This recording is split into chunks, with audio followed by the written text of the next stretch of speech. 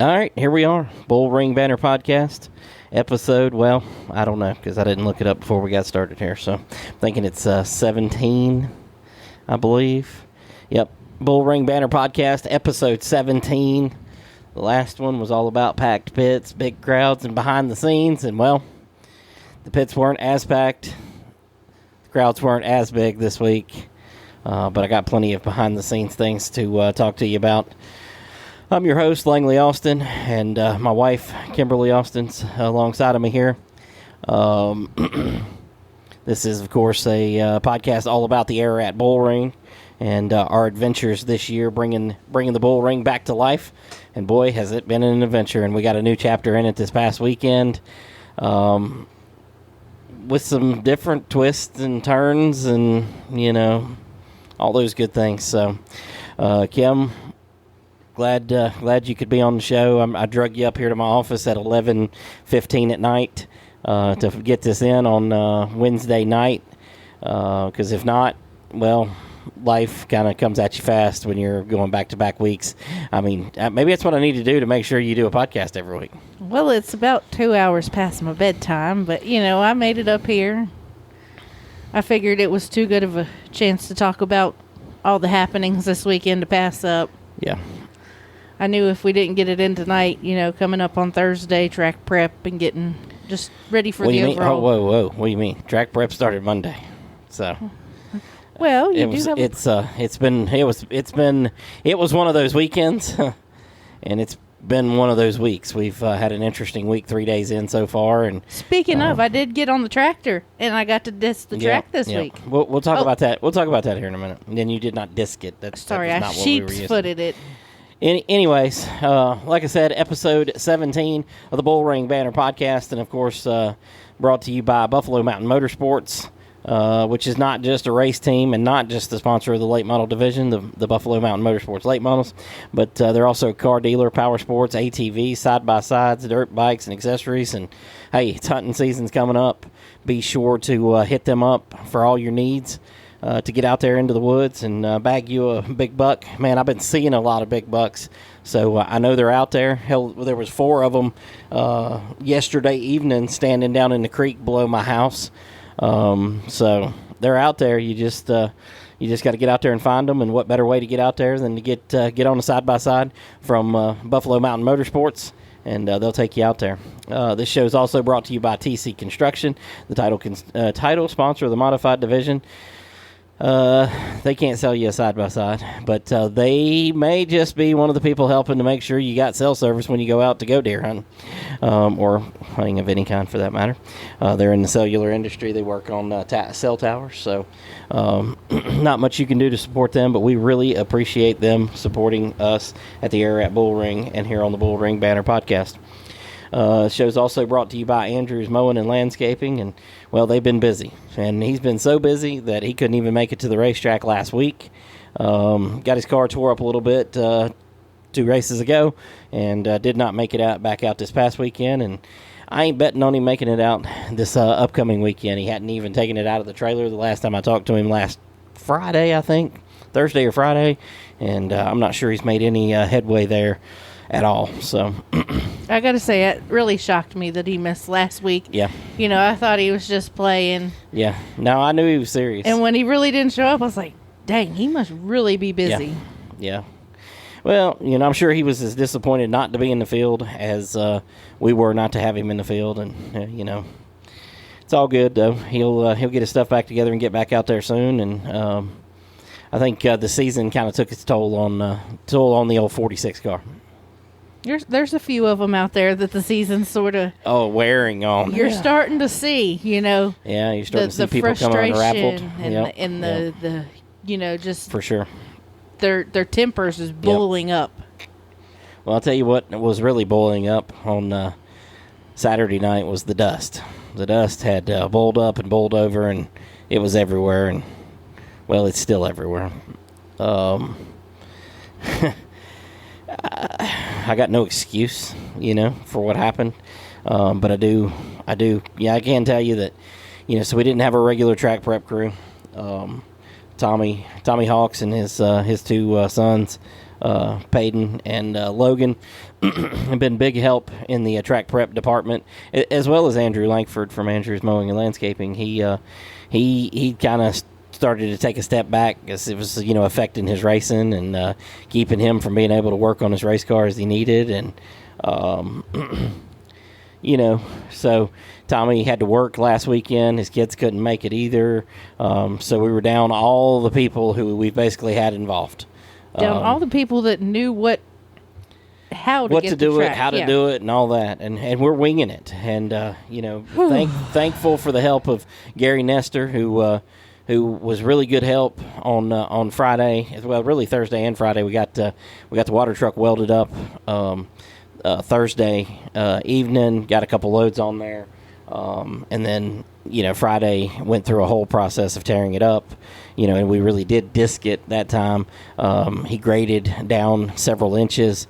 Just had a good game plan, and well, you don't know. What's that saying by Mike Tyson about getting punched in the mouth? Everybody's got a plan until they get punched in the mouth. That's actually my my phone's screensaver. Yeah, well, listen. We got punched right in the mouth by some dust this past weekend, and I really hate it for the fans and the drivers and the teams. That's not our expectation. A Dust Bowl, is not our expectation of what it should be like. But I won't apologize for the surface, man. Gary and Trey Cooper and Josh Brown, they worked really hard on the track last week and did a really good job. Got us where we needed to be. We just didn't get enough water into turns 3 and 4 and down the front straightaway. We really struggle in that area, and we do most of the time anyways, comparatively to 1 and 2. But we really struggled this week, and so hopefully we're going to have that figured out. That's why we were out there on Monday, me and Kimberly and Trey Cooper, and of course the kids. They were there, helping pick up trash and picking up rocks and doing all those things and trying to get the place ready to go for this week's race. And so hopefully that helps. I mean, we got a head start on it on Monday. Hopefully we got a little rain the last 2 days. I haven't been back. I was going to go, but when I seen the forecast, I was like, well, let's let Mother Nature take her course, because we can always, really stand on it, Thursday evening into Friday, and we've got a head start already anyway. So that's where we're at right now. We'll see what happens, Thursday.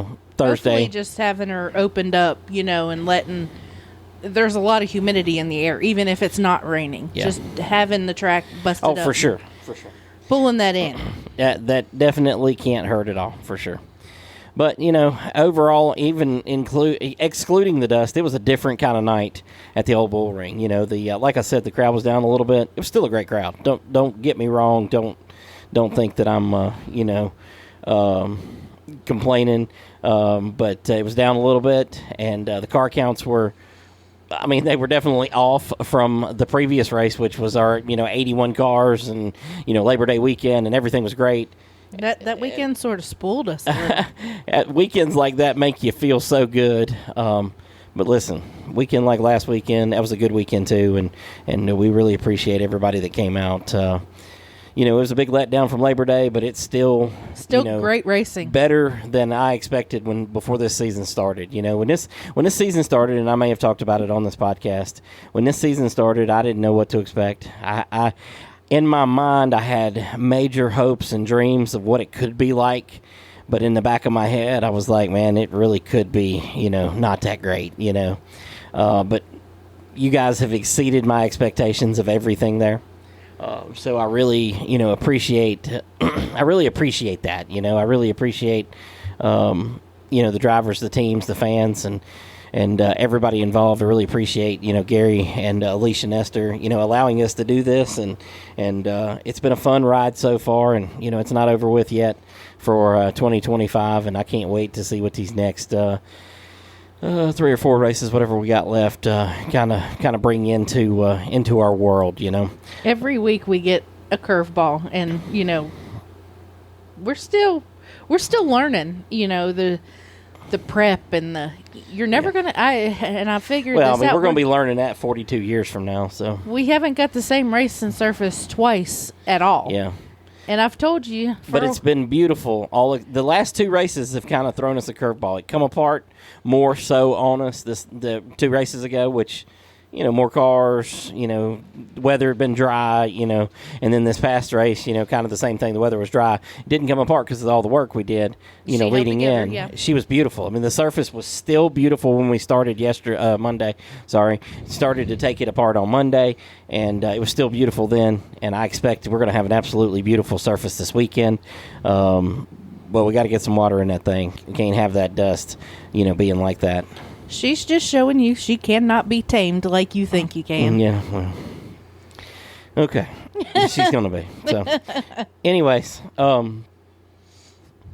we that wasn't our only issues of the night. We were missing our announcer. Well, and in fairness, so Doc Love and Bo Miller, they're the 2 announcers there. Doc's kind of the anchor. Bo is the wild man extraordinaire. We don't ever know what direction he's going. He gets one of them Red Bulls, and it's like a crackhead gone. He's hammered down. And but Bo was there. But Doc, kind of anchoring the day was not there, and he had told me about it the previous race. But I mean, listen, if you tell me something on race day and you think I'm going to remember it come Monday morning, I mean, listen, by the time I turn around and somebody else talks to me, I ain't got a clue what you just told me.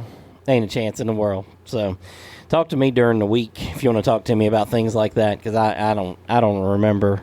If you want me to remember something, that is not the time to talk to me. You might not remember it during the week, but at least there's a good chance I'll remember it if you talk to me about it during the week. If I've already decompressed mentally from race night, then I'll probably remember it. But so that threw us off a little bit early. It's scoring issues right out the gate. Goodness. New computers and just one of those I literally days. took a computer to the track. Set it up, set everything up as if it was race day. Had everything green, had everything working, had all stuff pulled over the way it should be. And then we get to race day and it wants to act like a turd. Nothing pulls over right, nothing's working. My dinosaur computer that I call it, the thing's got to be 12 years old. Screen don't even work. Screen's broke. I have to keep a screen at the track. Weighs probably 25 pounds, but it's faithful. It works no matter what. Yeah. Even it was not working Saturday. I was freaking out. It's just, the one thing that I've learned, this goes to the PA, to the loop, to the all of scoring, anything will work during the week. Come race day, it don't work like that. Oh, so. I was so mad and so frustrated, and I'm trying to get in the zone, to be able to direct these guys and keep everybody rolling, and I'm the reason for the holdup. It's me. Yeah. It's not our guys not being ready. It's me. Yeah, for sure. It all worked out. And we got them on track, got things rolling. Everything worked out good, but it is what it is. We don't like to be the cause of the hiccups in the show. We would much rather it be you. But, or we'd much rather it not happen. But if it's going to happen, we'd much rather it be somebody else. But from time to time, it's going to happen. We rebounded from it fairly quickly, even if she did have to, talk me down off the ledge there. I got a little wound up, but it's all good. It's all good. So got that. Got practice going. Immediately knew, boy, it's going to be dry. Hot laps. Yeah, I practice asphalt. Whatever. Hot laps, which was hot lap qualifying. Boy, we immediately knew it was going to be dry because it was, and it was dusty, and it wasn't great, and the drivers weren't happy. And well, I'm gonna say, let me take this back. I'm gonna choose my words as carefully as I can. Drivers who can drive, they didn't care. Drivers who rely on that setup, they care. The wheelmen stand out when it dries out, and they certainly did this week. No exceptions there. Walker Arthur came down first time he'd been there in 8 years, he said, and spanked him. He put it on him. Trey Stamper, who had a chance to win a couple races ago, had a chance to win this race. He kind of stepped on himself there. That dude is strong, though. Anytime he brings his late model out, good. he is good. He's good. He's really good. He come back, rebounded to finish second, but had some issues there. Dale Durham got a third-place finish. Man, he's been coming on. He qualified second this time and finished in third. Rod Washburn getting a fourth-place finish, and Wayne Quisenberry finishing fifth. Tootie Dudley made his first start, finishing sixth. Joe Moss made his first start, finishing seventh. And I believe I read today that he was coming back this weekend. I'm sure Tootie Dudley's going back home to Natural Bridge this week. Tanner, it was good to have Wayne Quessenberry back. So. It was definitely good to see him back. He took a hard hit and had to fix a lot of damage back, I don't know, sometime in June. So it took him a while to get back to the track, but it was good to have him back there for sure. Tanner Wilson, well, the old race director who's sitting across from me talking on the other microphone right now, she screwed up his night. She definitely made his night not as good as it could have been. Yeah. And she apologizes. And I'll explain it the best way I can, and I explained it to him at that moment. As soon as he came up and asked me about it, light bulb went off in my head. When it happened, I didn't even think anything of it. And I don't want to hark back on this because I don't want it to seem like it's a crutch or an excuse, because it's not. But we come from the asphalt world, and in the asphalt world, and no matter what happens, if a caution's called on you, it's you, dog, and you're going to the rear. Well, in dirt, that's not how it works. If you don't come to a stop, you're not, you are not part of the caution.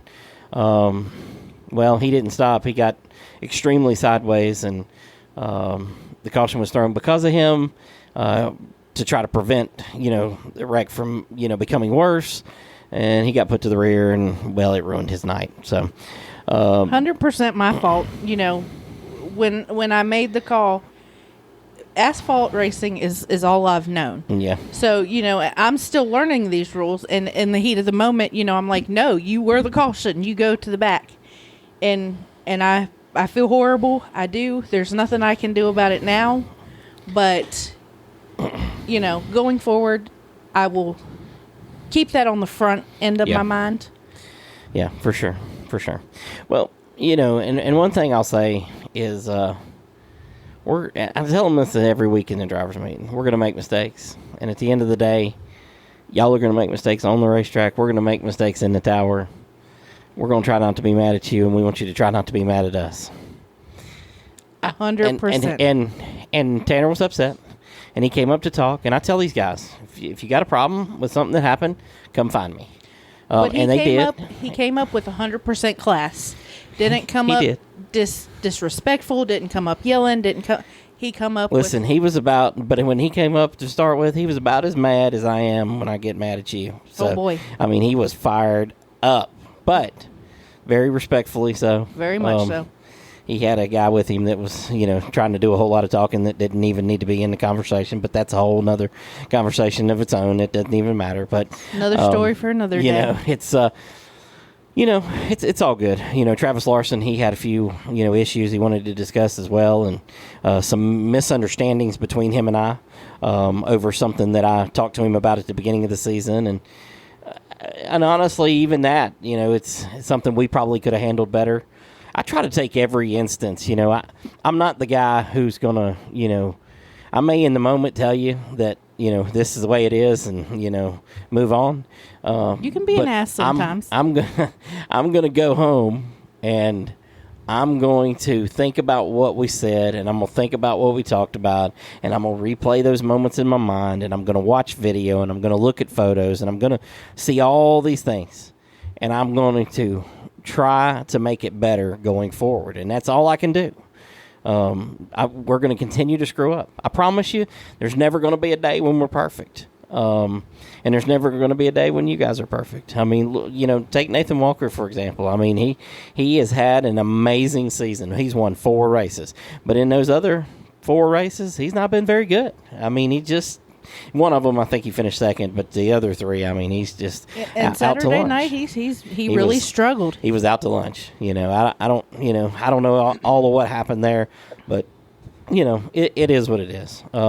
But yes, we're going to make mistakes, and no, we're never going to be perfect, but we're always trying to move in the right direction.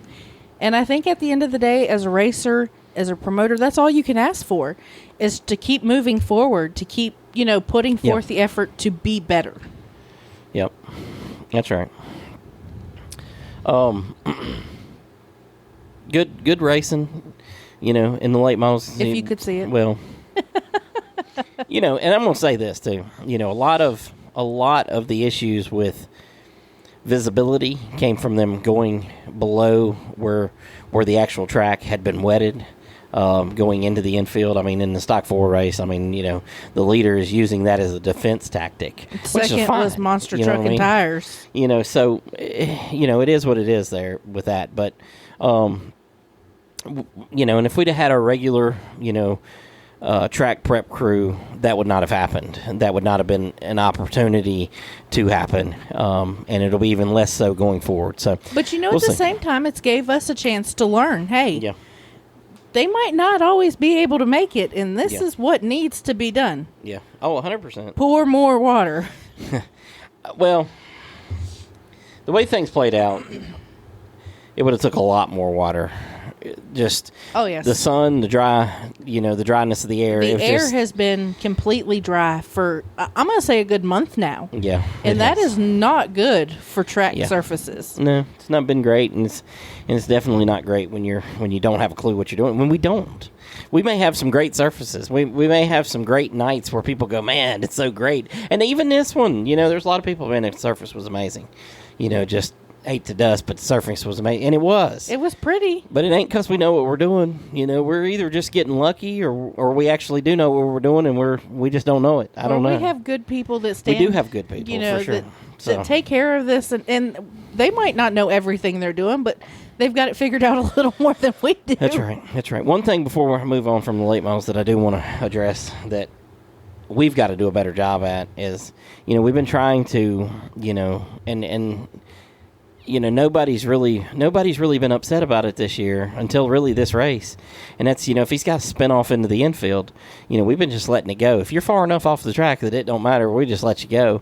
But at the end of the day, we need to try and make sure that we call those cautions as often as possible. They're not always going to get called. There's going to be times when we're in a time crunch, and boy, if you go flying off into the infield and you're safe and the rest of the field's safe, and we're going to move on, and you can come cry to us about it later. You know what I mean? But at the end of the day, you understand where we're coming from and what we got to do. But I think there's some instances there where we got to do a better job of calling the cautions, and not just always be in a hurry. And that's, yes, we're on a time crunch, but the other night I think we finished an hour, ahead of our, curfew or whatever, maybe. Might have been an hour and 15 minutes. Yeah, whatever it was. So we've got to be, cognizant of that, and you've got to be cognizant of the racer's got to be cognizant of when it needs to be done and it needs to move on, we're going to move on, and that's just the way it's going to be, and we're going to try to do a better job of giving you what you need at the same time. 100%. And we've sat back and we've talked this week. We've talked a lot about it. Necessarily if you spin out and you're safe in the you might want to be back out there, and you don't feel safe enough to just pull right back out there. Yeah. Well, in the other night, I don't know how you could feel safe enough. And that's, there's so much dust. How do you know that guy's not coming? That's something me and Tanner Wilson had conversed about. Yep. He's like, I couldn't see to get out there. Yeah. I totally understand where these guys are coming from, and we're going to fix it, and that's all that really needs to be said. So, moving on to the modified division, Jake Barneycastle got back to victory lane this week. He had a great run. Man, Grayson Keaton put up a good fight. If it hadn't have been for people spinning out and cautions just kept coming out, they were going to put on a show up front, which feels like it's the story of every race with these modifieds. Every race, there's somebody going to battle the winner, but they can't because the guys in the back just keep spinning out, and it's frustrating, but it is what it is. Grayson ended up finishing second. Randy Poff finished in third. Brian Martin, I got to fix these results here, but Brian Martin finished fourth. Clay Shoemake was fifth, and Larry Martin finished sixth. Levi Woodcock was seventh. Ronnie Covey was eighth, and Ronnie kind of got a raw deal too. And I try to be, honest. He spun off into the infield, and he was way off the track. So we were just like, let's just keep going. Let's roll. You know what I mean? And at the end of the day, most of the time, if you're off spinning into the infield, that's one thing I will say, going back to what we were talking about a few minutes ago. If you're off spinning into the infield, there's a good chance you ain't coming back out and getting no great run. But it's a good chance that it's just not your day. Well, but maybe he could have rebounded from that. He ended up a lap down. He pulled up on the track and stop. I probably said some not so nice things about him pulling up on the track and stopping the race when we didn't need to stop the race, and that's why we try not to give you the receiver radio. I don't want to be on any of it, but unfortunately, the last few weeks I've had to step in some situations that I don't enjoy being a part of, and we're trying to get our new score. Yeah, we got a lot going on there. Still a little wet behind the ears, so I'm trying to stand over her and teach her what needs to be done. Yeah. And it's hard. It's a lot. And you need more people up here in that tower than you realize, and the tower's not big enough, and all the gaps in the middle of the windows are so big, you got to be dancing around up there, to try to see. And you're doing a little boogie up there all night. Lord have mercy. Brandon Woodcock finished 9th in the modified race of the 9 cars. Good to see him out there. Really good-looking car. Was that the 23? Yeah, that was a hot race car. It was. It was a good-looking car. Crown Vics. Oh, my. I don't even know what to say about the Crown Vics, man. It was one of those weeks. Congratulations, Brad Holt. That's what we say about the Brad Holt was off in a different land. He was off racing a different race than the rest of those guys were racing. I don't know what in the world was going on. Madeline Stamper got a second place finish. She did a great job. Great for her. She's coming. Oh, she is. She's going to get her a win before it's over with. And I had talked to her when she come to register. They had been having some fuel tank issues. Mm-hmm. She said, I just couldn't get the thing to run. I just need my car to run. Yeah. So they changed the fuel tank. It looks like it's working. Well, that's good. Michael Whitlock finished 3rd, Justin Pruitt 4th, and for those two guys to have been as good as they've been this year, they were not good. Wait, Pruitt didn't finish 1st or 2nd? Something is wrong. Yeah, it was not good. And it was one of those races. I don't know what's going on. I believe it was the 71X of that Michael Bird. He's a new guy for us. I don't know. I can't. I don't want to tell you that it was intentional, but boy, it sure looked like it from where I was sitting. He just bailed off in the corner, and I believe it was him. So if it wasn't, forgive me, but just sailed off in the corner, took out Justin Pruitt, I believe, and Michael Whitlock, and 3 or 4 other guys, and Thomas Hensley, I think, ended up crashed because of that. He didn't, wasn't an actual part of it. He just kind of ended up in the wall because of it, and. That's definitely not how we race. Yeah. So going forward, we're going to really have to keep an eye on it, because if that's what he's out there intentionally doing, I don't. Hold on, just hold on. And I know you said I don't believe that was the case. I'm just saying it sure looked like it, and I think he didn't ever had any laps there. He only had the 5 laps in qualifying, hot lap qualifying. In all honesty, we don't give them much. And this ain't the easiest track in the world to drive. No. So I'm not going to go down that path, unless that path needs to be gone down. But I gotta have a little conversation with Crown Vics this week. We got to clean this up. I mean, they had to go to a single file start for the initial start of the dang race. Okay, that's embarrassing. I mean, that is not the way we're going to do things. I hate to have to do it. And, we had just had the conversation the week before about, look, if these guys can't get it together, you've got to do this. Yep. We're coming down to it, and we got the first one, and then we got the second one. I'm like, all right, if it happens again, we're going single file. And damn if they don't do it again. Yeah, it was just not a good night. It was one of them nights. Nicole Melton, Chuck Melton's wife, I believe. She got a 5th place finish after starting 9th. Did a great job staying out of the way. She stayed out of the way, did a good job on the track. Just rode around, got laps. Got as far as the finish goes, got the aid of whatever happened with the other 4 guys in the wrecks and stuff. So that was good. But 9 cars in that division. Good night for those guys. We were missing Alan Ham this week. He had a benefit dinner. Yep. So maybe he picked a good one to miss. It probably saved his car, to be honest with you. So it's probably a good one. Stock 4s. Wesley Givens back in the house. Made his return. Yep, I believe it was his 3rd race of the season. Got his 2nd win of the season. Or no, 4th race of the season. Got his 2nd win of the season. In pretty convincing fashion. Used, like I said, some defensive tactics.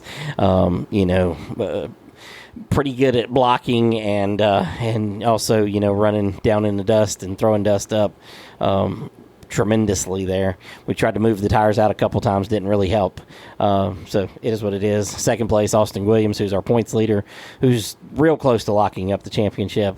He finished second. Even after monster trucking the tires? Yeah, after monster trucking the tires. And Jonathan Sullivan, who's been getting faster every race, finished in third. Colton Sam, who, that's not his name in the results, but Colton Sam finished fourth. Braden Sam finished fifth. Two newcomers. Yeah, two guys who are entered in the 10,000 to win race, trying to get some laps ahead of time. JT Goins in his second race got sixth place. Justin Groom, first time there in one of Wesley Given's cars, finished seventh. Eighth was Donald Kesey in the 2K. That's another one of Wesley Given's cars. Ninth was David Knowles, and you were telling me a cool story about that 92 car that David Knowles is in. It's a really cool story. So our tech man, Timmy Hilton, brings out a old Oak Level program. And he goes, well, what do you think of this? And he's showing me his name in there, and old asphalt racer Calvin Brooks and a bunch of old people I know. And we come up on I can't remember what they were called there, but it says David Knowles. I was like, wait a minute, is that the same guy that you were just talking to? He goes, well, actually it is. And it's the same exact car that he raced there.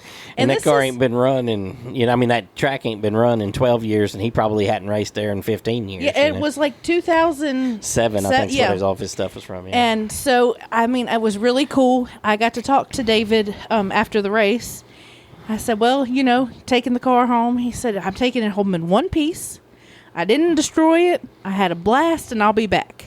Yeah. It's not a typical stock Ford that you see nowadays, though. It's a Ford Escort. Yeah. The thing is, beautiful paint job on it. Yeah. Cool car. Just a really cool story to see a guy that's been out for that long decides to come back and, racing the same car he raced back then. For sure. And the guy don't even look that old. So I'm like, what were you, like 5 when you were racing it then? He might have been. John Coe come home in 10th. TJ Smith, I think broke an axle. He ended did up break 12th. an axle. He would have been in the top 3 or 4 there. Tanner Brumfield got put into the wall. Some close race in between. I believe the 2K of Donald Kesey and JT Goins. Took a pretty hard hit. Kind of set that off. Bent up the whole front end of his car. Yeah, they got a lot of work to do to try to be ready for this weekend. They've been chasing parts all week. Leighton Chase, another one who took a hard hit in the front stretch wall, said he couldn't see. Just lost track of where the track was, hit the wall. Said he banged himself up pretty good there. So hate that for him. But and I don't know what happened to Jamie Chrisley, but he ended up finishing 16th. So I'm not sure what happened to him. Well, Joey Washburn said he couldn't see anything. Yeah. He said in a post on Facebook somewhere earlier this week, I said, we want you to be a real racer. We want you to feel the track. Don't look at it. Just feel it. You know when to turn and when to brake. Yeah. Well, they had to figure that out this week for sure. And last but not least, got the Pro 4 division. Now, that was a toss-up. That was a very interesting race. Connor Keaton, got a second-place finish in that thing, but he could have battled for the win there at a couple different times. But Dennis Crook, man, finally put one together. Didn't have any bad luck. Wasn't catching on fire every time he went in the corner this week. Looked good out there and looked even better in Victory Lane. I can't say how happy that I am that he finally got the monkey off his back. He's been one of those guys that I've talked to on and off all year. He get dejected, but never give up, always having bad luck. His car catching on fire, him braking. He come to the Labor Day Friday night practice, but didn't stay for the non-winners race because he said, I've had such bad luck, I had to decide which day I wanted to race. Yeah. He was like, so I decided I wanted to race Saturday. Yeah. But, I was so happy. He's one of those guys that had one coming that deserved it. I mean, he's worked all year for it. And this time, nobody had to piss him off for him to run good. So that was much improved effort for him. Unless something happened in the pits, I mean, yeah. The only other time I've seen him race like he did last Saturday, he was running like a scolded dog. He was pissed. Yeah, I believe that was the first race of the season. Yes. Him and another car got together, and I think that car ended up intentionally wrecking him, and he come back. Danny Henning got third place finish, and boy, he was never a factor. Ended up spun at one point. Just not his night. I don't know if he might have hired a different driver or what was. It did not look like Danny Henning out there. Yeah. Usually Danny Henning's so smooth and just fast and it wasn't his night. Yeah. I believe Everett Dunlap knocked him off, the week before or 2 weeks before, and it got him out of his game, and he's just not up on the wheel. Of course, I'm kidding, but he'll get back there. That'd be a sore subject to talk to him about. But that one's still a little stingy. Yeah. Michael Christian, who's been coming down the last couple of races from Bluefield, West Virginia, he ended up in 4th, and Shane Tuttle was back. Got him a 5th place finish. Good to see him back on track. He had some issues the first race of the year, and then the second race of the year, I don't think he liked the way things went in Tech, and found himself upset about it. But it's always good to put those things behind us and move on and enjoy. And at the end of the day, it was good to have him back. I mean, it's a beautiful race car. He ran really good out there with the guys, Looked like he had never missed a race with them. I mean, he wasn't out there in the way, not just putting, he did spinning. A good job. He did a good job. Yep. I did. Yes, I'll mention that Tim Ingram finished 6th, and I seen somewhere on Facebook that he said that he was done for the year. I don't know exactly what happened. Maybe why he's done for the year. I don't know if he blew up or something, but he's run so good, and I hate to see him. He's second in points. Hate to see him give that up, but. It is what it is. That's how seasons go sometimes. I really hate to see that. They're really, him and his wife are really good people. Season's coming down to it, and it's getting tough. It's taking its toll on people. I mean, we were missing Wayne Kendrick, though, the number 9. Yeah, I don't know where Wayne was at. I know he had some problems the week before. Yeah. And, I think he's been chasing it, But, it was good. Good to see, Shane Tuttle back. Good, but you got to get all these guys there on the same night. What I mean? Good field overall. It was still a good field. Good field, yeah. Yeah. My goal is double digits every race, and I think we had 3 sets of 9s this week. We did. so we missed them by 1 in each one of those, and I think we had 16 and 13 in the other 2. So it's all good. But getting back on the grind this week. Got another race, Dirt Track Wars, this weekend. Same 5 divisions. Going to be a little different track for them this week, I feel like, for sure. Should be interesting. Think so. I've been a little busy this week, Got a bunch of hoodies done for the Snack Shack this week. Yeah, they were missing them last week. A bunch of people looking for them, so. Well, thankfully it wasn't too cold. Well, they were just wanting to put the hood over their face to keep the dust out of their eyes. They come in asking for paper bags, just cut some eyeballs out. Yeah. Got the hoodies done for the Snack Shack. Still chasing computer issues. Got on my race pass help, and they seem to have gave me a couple pointers to get me headed in the right direction. Got on the tractor. Got to Sheep's Foot the track. That was getting up on that tractor. They need to make those things a little easier to get up onto. That thing's from 1942. You know what I mean? So the newer ones are a little. You got an inch and a half step to get up on that thing, and I'm like, what? So I really hope they let me back on the tractor, but I'm gonna take me a step stool to get on the tractor and off. I'll just gotta have you a little rope so you can pull it up to you. I'm a bungee cord it beside of me. Lord have mercy. But had a blast. Sheep's Foot in the track, and you can really tell a difference when you're going around there with the tractor and you're taking laps, because it takes a few laps to get that track broken up. I mean, it's sealed really good. But once you see that red clay start to break, I mean, it's beautiful. Yeah.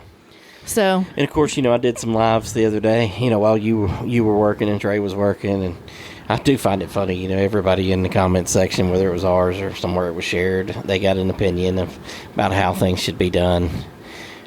I know I say we don't know what we're doing, but we're not that far off that you need to tell us these things, and half of them are wrong anyways. If I ran a racetrack by the internet. Yeah, I mean, Lord have mercy, we could write a book. But you know what? We're not sitting here on the keyboard or sitting here with a microphone and say, well, we're gonna do. No, you actually see us out there trying. That's right. Working, trying new things. I mean, I told you earlier this, if I need to be on that Sheep's Foot, if I need to be in the water truck every day this week, you just tell me what I need to do. Although I have not drove the water truck yet. I tried. That's according to everybody who's drove it, that thing's a little cantankerous, and it may not be the joy you hope it is. I mean, everybody seemed to giggle and laugh at me trying to work the brake and the clutch and the gears and the 4-wheel drives up underneath of you, 5 miles behind you, and it was a blast. I haven't had that much fun. And Trey, who was helping, he's like, man, you sit on there for a few laps and your butt starts hurting. Man, I was just getting going. I put my headphones in and I'd ride around that track all day long. Yeah, no doubt. Well, we're going to have a much better track this week, and got some points battle shaping up. Got 2 races left in the points. Man, I don't even like saying that. That doesn't taste good coming out of my mouth, but it tastes nasty. Got the Dirt Track Wars this weekend, and then Championship Night on October the 4th. Championship battles, some of them are good, some of them aren't. Late models, they're not so much. Nathan Walker's got a 23-point lead over Andrew Langford, 26 points over both Rod Washburn and Dylan Watson, and 30 over Tanner Wilson. The top 5, within 30 points, everybody within that can still win that. Well, technically, Tanner can't win the championship. He could tie for the championship, at which point Nathan would win the championship. Because he has more but wins. He's going to get points for being at the races, so it's not going to matter. But should be interesting. Double points last night. So that'll play a little bit of a role. The modifieds, though, a lot closer. Both these guys, I don't believe, really sat out to win the championship in points, but kind of found their way there. Jake Barneycastle leads by 4 points over Randy Poff. And it's just a matter of luck, to be honest with you, between the two of them. If Randy can find his way into the right positions, I mean, he could. I mean, 4 points. If he didn't show up this week, he'd only be 14 back, and there's 20 points to be had on the last night. There's still a chance. And Randy's been one of those guys that's just been consistent all year. Yeah. Consistent every race. Yeah. And we got a little scoring issue that will actually vault. Brian Martin will vault from where he's at in 6th at the moment. He should gain 6 points. So he'll go from being 28 back to 22 back and go to 3rd place in the points. Had a little issue earlier in the year. Well, it was just, we didn't have my race pass, and we didn't understand exactly how it worked when we first got it, and now we got a better understanding. And he's actually listed in here twice, so if you go down in the points, you'll actually find him further down in the points here in 26th place with 5 points on the season. So I don't know. It's just, something we got to fix. But, so behind them, so 4th, 5th, and 6th are all tied in points. All guys who have not run the full season, but have run extremely well when they're Cole Wagner, Preston Blaylock, and Robert Poole, which I believe all have won 2 races this year, I believe. If my thinking is correct there, they have all won 2 races. 2 wins for Cole Wagner, 2 wins for Preston Blaylock, and I believe Robert Poole has 2. No, he's only got 1, which he won the 1,000 to win, so that was like winning 2. So those guys are all tied in points right there. And, of course, Travis Covey's not that far back. Ronnie Covey's not that far back. Cambridge Gann's not that far back. Charles Freeman in 10th is, only 37 points back. So, not that bad. Crown Vic points, another tight one. Justin Pruitt has a 6-point advantage over Brad Holt. Brad kind of has a dilemma this week. He's part of the old Hillbilly Racing team, running Smart Modifieds this week at Franklin County Speedway. I think his initial plan was to go attend that and then come race at Ararat, but I'm not sure that's going to work out for him. I'm thinking he's going to have to be watching on Flow and just being in person at the old Ararat BullRing. So Franklin County Speedway and Ararat Racing, really messed a couple of us up. Yeah, this event really, threw them some curveballs and is throwing us some curveballs. We'll have a different flagman this week. David Burnett will be stepping in to be the flagman this week. He's been a long time helper of ours, at Franklin County Speedway. So he's got a lot to learn. First time being with us all year. Period. It's going to be fun. It's going to be great. I'm sure you'll have him dialed in no time. But, yes, me and David's worked great together forever. Yep. Going back to the points though, Jamie Lockhart, who was leading the points like 3 races ago, he's 12 points behind. He's had some really crap luck the last few races. Madeline Stamper is in 4th, 15 points behind. Alan Ham is in 5th, 17 points behind. So interesting, mix there. We have Renegade Sportsman points on here listed because, my wife hadn't got them taken off. We didn't intend to run for points with those. I don't know why they're on here, but...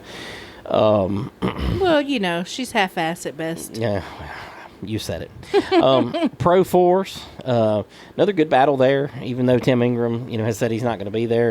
And Wayne Kendrick missing this race really screwed him up, even though he's still 3rd in points. But Danny Henning leads by 9 over Tim Ingram, 16 over Wayne Kendrick, 17 over Dennis Crook, and 24 over Luke Golding. Luke and Wayne both missed this past week. Oh, you know what? He did. Greg Golding had some bad luck again this week, still only 28 points out in 6th. That dude's got worse luck than Dennis Crook. Yeah, he did. I didn't really get to... I seen him Monday at... I don't know if it was Advance or one of those 2 places that I went the other day looking for spark plugs, and I didn't get really a chance to talk to him because he was, working with somebody trying to figure something out, and maybe he's trying to fix his car. I'm not sure. And I was trying to find these spark plugs, and I think I was on the phone and everything else. Half the time when I see people out, I'm already on the phone, got the AirPods in, and it is what it is. The only other points battle we got is the Stock 4s, and it's not much of a points battle there. Austin Williams got a 25-point advantage, but now 2nd place is Jonathan Sullivan. TJ Smith's bad luck this past week has dropped him to 3rd, and Sullivan's good luck. Yeah, I mean, he had a hell of a run. He's been having so much better luck. I don't believe TJ's coming this week, so if Tanner Brumfield makes it back, he could sneak his way into the top 3 over the next 2 races. Is TJ going to let a little Axel cut him out of the race for this weekend? Well, you know what it's like when you win a race and then 2 races in a row you don't win. You get butthurt about it. So, it is what it is. John Coe's in 5th, and then there's a whole gaggle of them from 6th to 10th. You got Kevin Litton, Wes Givens, Leighton Chase, Jamie Chrisley, and Hermie Hicks. Jamie Chrisley, man, he was like on a path to get himself into the top 5 in points there for a little bit. Dude was gaining. And just these last couple of races have just really thrown him a curveball. So. Well, he had got sick at the last race. Not this past weekend, but the last race. Yeah. And then come to find out he had kidney stones earlier in the week. So he's not his health. He's got to get back healthy to get back running good. That's right. Well, hopefully, these guys have been having bad luck, can have some good luck. And, I know everybody can't have good luck, so it'll be what it'll be. But it's got a lot of battles, and I expect some good car counts this weekend with raceways off for the next 2 weeks. I think that Stock 4 class is probably going to, fill up a little bit there. Of course, Wes Givens and his other, 2 cars will be at Natural Bridge this coming weekend. So we won't have them in the field. But I think we're in for another good night of racing overall.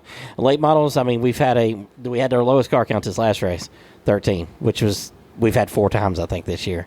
I mean, I'll take it. Yeah, absolutely. I mean, it's I think 10 on that track is more than enough. I'll be honest with you, 10 would probably help us. If you want to. I hate to say it that way, but 10 would probably do us a whole lot of favors.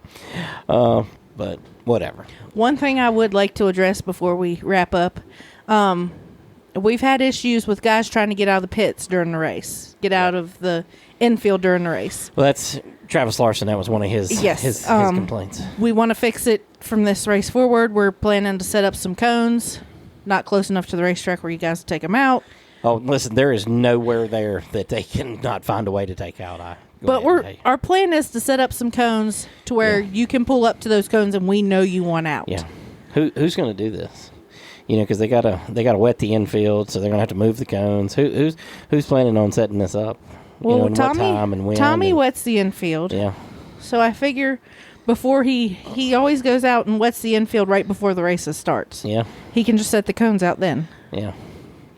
And we'll see. You might want to get that organized with him, but I really want to help our guys. I totally agree with you. Going forward, trying to get them cautions. We need to be better. So I'm gonna try to be better. Yeah.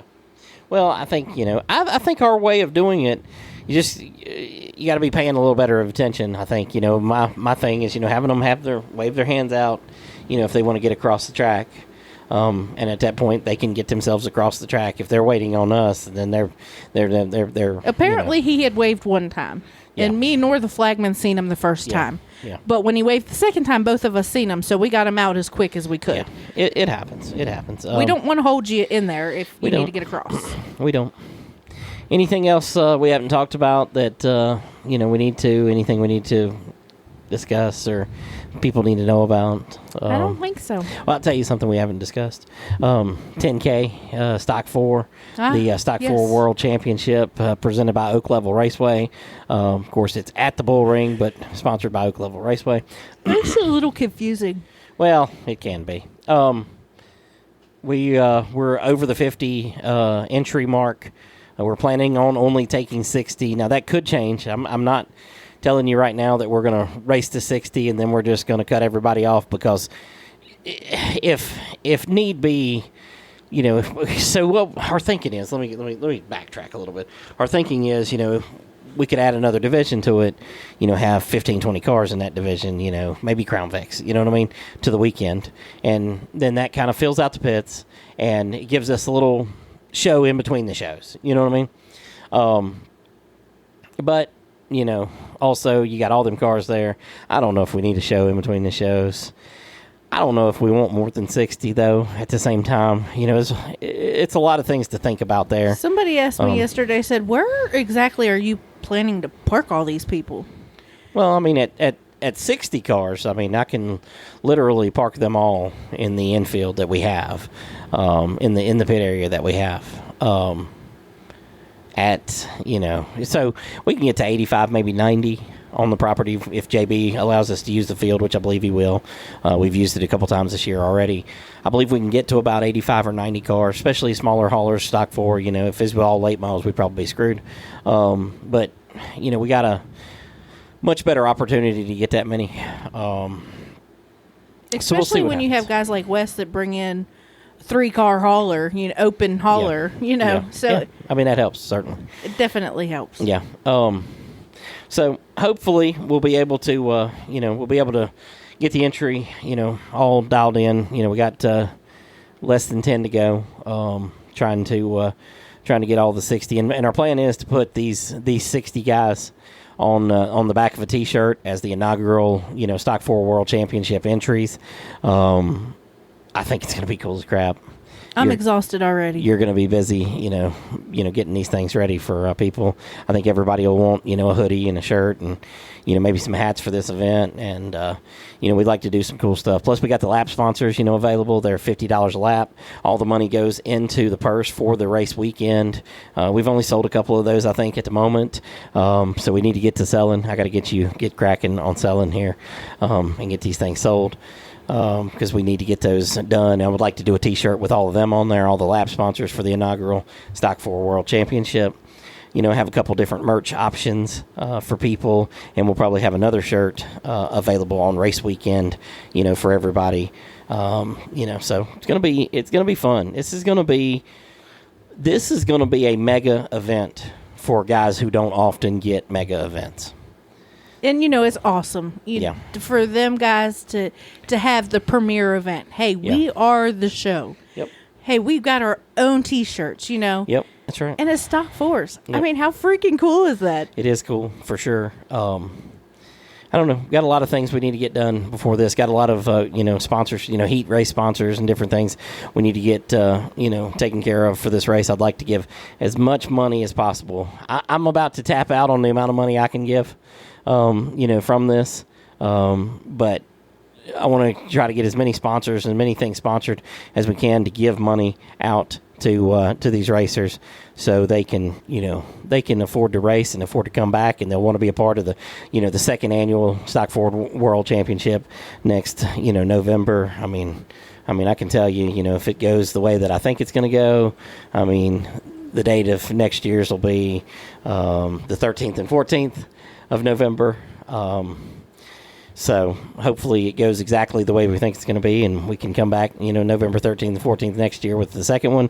And man, we're going to be at Oak Level next year. There's potential for another track we could possibly be at next year, operating.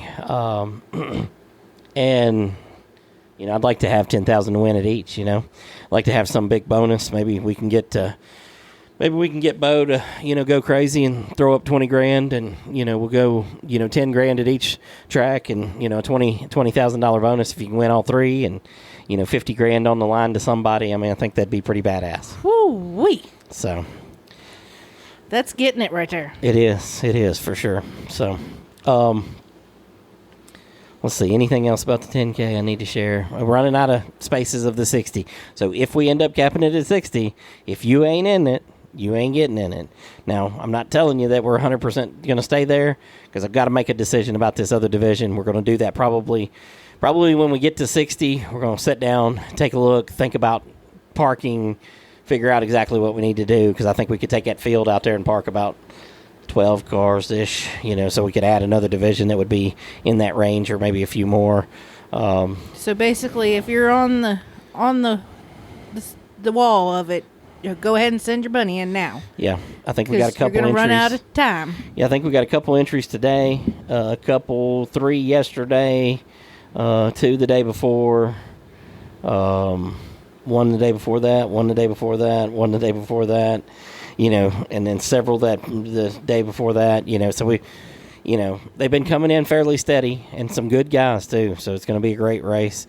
And there's a couple of guys, from the asphalt world that I believe are going to enter this race that aren't Stock 4 guys. They're, upper division guys who plan on trying to compete in this race. And I've heard of at least one dirt late model guy who plans to enter but hasn't done so yet. That's exciting. So it could be interesting. So could be very interesting. Maybe to see those guys, that sort of used to be in top runners and upper classes get their feelings hurt. Yep. Yeah, or sure. They might come out and show us a thing or two. I mean, that's yeah. It's exciting either way to think about. I mean, one guy who showed interest from the asphalt world is Daniel Silvestri, and I mean that's a wheel man. I don't know if he's ever raced dirt. I was just getting ready to say, has he raced dirt? Dude, I mean, everything late he model runs. stocks, Legends cars, everything he's run on asphalt, he's been amazing in. So I would expect that he'll be really good, even if he's never raced on dirt before. Anyways. We're up on the hour here of this podcast. It's amazing. We had a lot less to talk about this week overall, but still ended up going an hour. And hopefully you tuned in this far. If you have, we appreciate you. We can blabber for hours. And hopefully, send Kim a message, next week and tell her, that we'd like to, have another podcast next week, so we can kind of, keep that going. Because if not, she'll just sit down there on the couch and tell me that, I'll be up there in a little bit and never show up. So. Y'all stay on her, and maybe we'll get another podcast next week. Oh, goodness. Anyways, that'll do it for episode 17 of the... I was about to say the Pitch Chatter Podcast. Got you. I was looking at the logo for the Pitch Chatter Podcast. Episode 17 of the BullRing Banter Podcast, all about the BullRing at Ararat BullRing. Appreciate you guys tuning in. We'll be back hopefully next week. Send her a message. Make sure of it. We'll see you this weekend at the race.